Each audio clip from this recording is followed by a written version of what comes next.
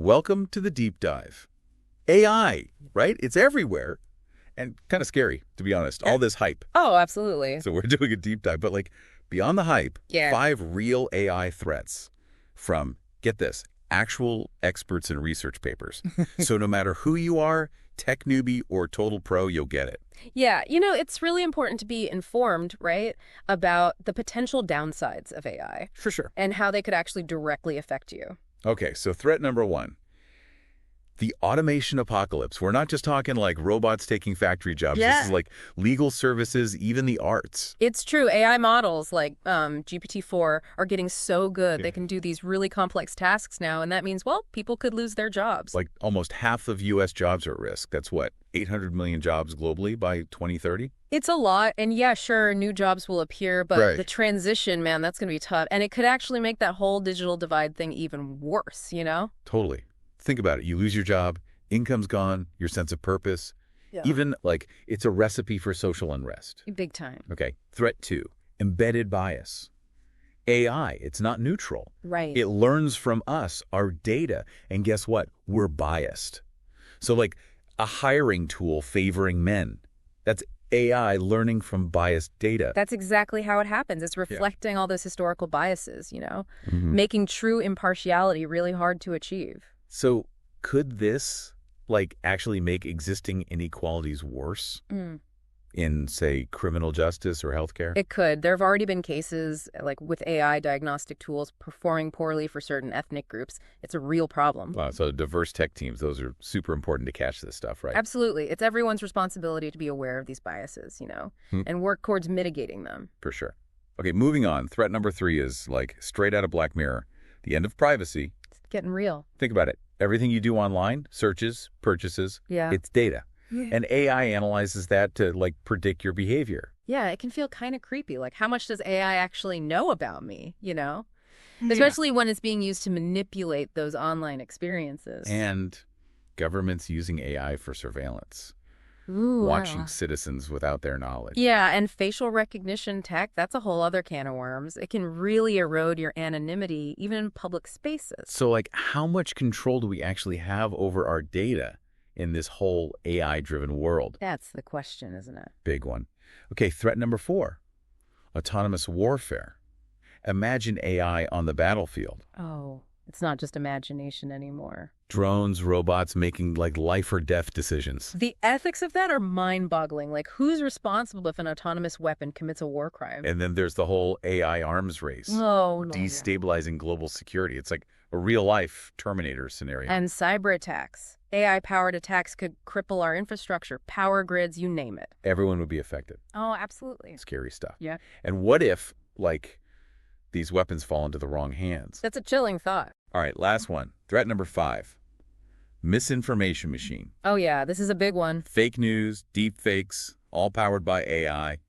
It's so easy to create convincing lies now. And social media algorithms, they just amplify it all. Engagement over truth, that's the name of the game. And that leads to, like, a total erosion of trust, cynicism, even violence. Absolutely. That's why media literacy is so important these days. Like actually teaching people how to think critically about the information they see. Exactly. Don't let the misinformation machine control your reality. You have the power to be discerning, to question what you see and hear online.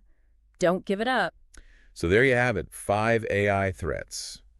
Pretty intense, right? Yeah, they're complex and there are no easy solutions, that's for sure. But hey, there's hope, right? Right. AI has amazing potential. Absolutely. But it needs responsible development and use. So here's a thought. What can you do to contribute to ethical and safe AI development? Think about that. This field is changing so fast, so keep learning, keep exploring. That's how we stay ahead of the curve. Oh, that's the key. Thanks for joining us for the Deep Dive. Absolutely, it was a pleasure. Welcome back to the Deep Dive. Before we jumped into some of the more practical techniques of prompt engineering, we discussed the fundamental principles of prompt engineering: clarity, context, and iteration. That's right. And I have to say, I'm already starting to see how powerful these principles can be. Just thinking about how to phrase a request in a clear and concise way can make a huge difference in the quality of the AI's response. Absolutely. It's like anything else. The more thought and effort you put into it, the better the results you'll get. So let's dive into some of those practical techniques. What are some specific things we can do to craft more effective prompts based on the guide? Well, one technique is to use keywords and phrases that are relevant to the topic you're interested in. For example, if you want the AI to write a blog post about the latest trends in digital marketing, you would include keywords like SEO, social media marketing, content marketing, influencer marketing in your prompt. Exactly. This helps the AI focus its attention on the specific area you want it to explore. Another technique the guide mentions is using delimiters to clearly separate different parts of the prompt. That's right. Delimiters can be anything from triple backticks to specific keywords like input and output. They help the AI understand the structure of your prompt and process the information more effectively. So, for example, you could use triple backticks to separate the context from the instructions like this. Precisely. Mm. Using delimiters makes your prompt easier for the AI to parse and can significantly improve the accuracy and relevance of its response. Another technique the guide mentions is specifying the desired format and length of the output. Yes, this is crucial if you have a specific format in mind. For example, if you want the AI to write a poem in sonnet form, you would include that instruction in your prompt. Or if you need a summary that's no more than 200 words, you would specify that as well. It's all about setting clear expectations for the AI so that it can deliver the output you need. The guide also talks about using examples to show the AI what you're looking for. That's a powerful technique called few-shot learning. Essentially, you provide the AI with a few examples of the desired output, and it learns from those examples to generate similar content. So if I wanted the AI to write product descriptions in a particular style, I could give it a few examples of well-written product descriptions that I like, and it would use those as a guide to generate its own descriptions. Exactly. Few-shot learning can be incredibly effective for tasks like translation, summarization, and even creative writing. Now, the guide also emphasizes the importance of testing and refining your prompts. That's right. It's a continuous process of experimentation and improvement. Don't be afraid to try different approaches. Analyze the AI's responses and make adjustments to your prompts based on the results you're getting. So it's not just about writing a prompt and hoping for the best. It's about actively engaging with the AI, understanding its capabilities, and learning how to communicate with it more effectively. Precisely. Prompt engineering is an iterative process that involves both art and science. Speaking of science, the guide also touches upon the concept of prompt chaining. What's that about? Prompt chaining is a more advanced technique where you break down a complex task into a series of smaller interconnected prompts. So instead of trying to get the AI to do everything in one go, you guide it through a sequence of steps, each with its own specific prompt. That's right. This can be particularly helpful for tasks that involve multiple stages or require the AI to synthesize information from different sources. For example, if you wanted the AI to write a news article about a recent event, you could first ask it to gather relevant information from various sources. Then you could ask it to summarize the key points and identify the most important perspectives. Finally, you could ask it to write the news article based on the information it has gathered and processed. Precisely. Prompt chaining allows you to break down complex tasks into manageable steps and guide the AI towards producing a more comprehensive and nuanced output. Now, I know that prompt engineering can be a bit daunting for beginners. It can seem that way, but it's really not as complicated as it sounds. The guide offers some helpful tips for getting started. One tip is to start with simple prompts and gradually increase the complexity as you gain more experience. That's good advice. Start with basic requests and then experiment with more elaborate prompts as you become more comfortable with the process. Another tip is to learn from others. There are tons of online resources, communities, and even prompt libraries where you can find inspiration and learn from experienced prompt engineers. That's a great point. Don't be afraid to seek out help and learn from the collective wisdom of the prompt engineering community. And finally, remember that practice makes perfect. The more you experiment with prompts, the better you'll become at crafting them effectively and getting the results you want. Absolutely. Like any skill, prompt engineering takes practice, but it's a skill worth developing because it unlocks the true potential of AI. So as we wrap up this part of our deep dive, what's the key takeaway you want our listeners to remember? Prompt engineering is a powerful tool that can help anyone harness the power of AI.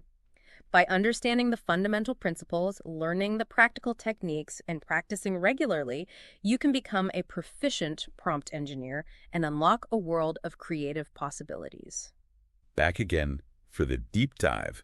And we've been really getting into prompt engineering from the basics to those cool techniques, even prompt chaining. Totally. And, we've covered a ton. Yeah. But got to mention something super important before we wrap up. Okay. The ethical side of things.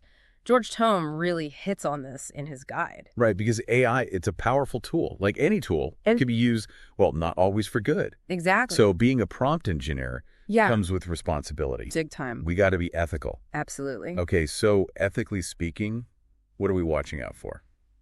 Bias. That's a big one.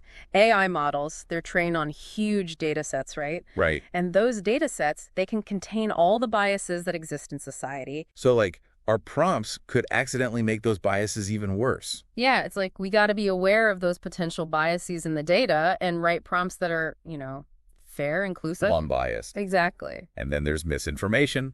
Oh, yeah. Deepfakes, all that AI-generated stuff. Creating fake news is so easy now. It's scary how convincing it can be. And as prompt engineers, yeah, we have to be careful. Our prompts could be used to make that bad stuff. It's a serious thought, right? But we can't ignore it. We got to acknowledge these challenges and be responsible. So, like, think before you prompt. Kinda, yeah. Think about the potential impact Yeah. and use this tech to make things better, not worse, you Yeah. know? Okay, so big picture. As we finish up our deep dive into this whole prompt engineering world, Yeah. what's the one thing you want our listeners to remember? Prompt engineering, it's powerful. It can totally change how we work with AI. For sure. But gotta be responsible, Right. ethical, and committed to using it for good. Absolutely. And hey, listeners, this AI world, it's moving fast. It's super fast. So stay curious, keep learning, and never stop exploring. Couldn't have said it better myself. Thanks for joining us on the deep dive. It was a pleasure being here.